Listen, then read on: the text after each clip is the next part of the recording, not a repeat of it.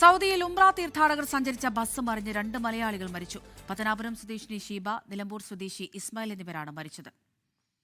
സൗദിയിൽ നിന്ന് ജലീൽ കണ്ണമംഗലം വിവരങ്ങൾ നൽകാൻ അയച്ചിരുന്നുണ്ട്. സലീൽ, എപ്പോൾ എങ്ങനെയാണ് ഈ അപകടം ഉണ്ടായത്? ആരാണ് മരിച്ചത്? ജലീൽ,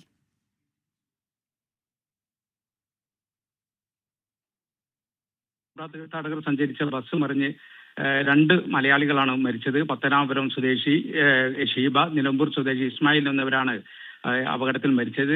ബസ്സിലുണ്ടായിരുന്ന 18 പേർക്ക് പരിക്കുണ്ട്. അതിൽ 8 പേർ മലയാളികളാണ്. ഇവരെ വിവിധ ആശുപത്രികളിൽ പ്രവേശിപ്പിച്ചിരിക്കുകയാണ്. ഇപ്പോൾ ഒരാളുടെ നില ഗുരുതരമാണ്. അതായത് വയനാട് വെള്ളമുണ്ട സ്വദേശി ഹാരിസ് എന്ന വ്യക്തിയാണ് ഈ ഗുരുതരമായി പരിക്കേറ്റത്. തായിഫ് ജനറൽ ആശുപത്രിയിൽ പ്രവേശിപ്പിച്ചിരിക്കുകയാണ് ഇദ്ദേഹത്തെ.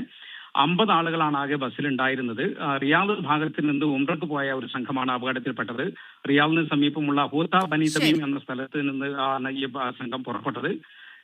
യാത്ര പുറപ്പെട്ട ഏതാണ്ട് 500 തീർത്ഥാടകർ സഞ്ചരിച്ച ബസ് മറിഞ്ഞാണ് 2 മലയാളികൾ മരിച്ചത്. ലോകത്തെവിടെയായാലും ഏത് സമയത്തും 24 വാർത്തകളും ഓഗ്മെന്റഡ് റിയാലിറ്റി പാക്കേജുകളും എക്സ്പ്ലെയിനറുകളും വിശദമായി കാണാൻ ഞങ്ങളുടെ യൂട്യൂബ് ചാനൽ നിങ്ങൾക്ക് സബ്സ്ക്രൈബ് ചെയ്യാം.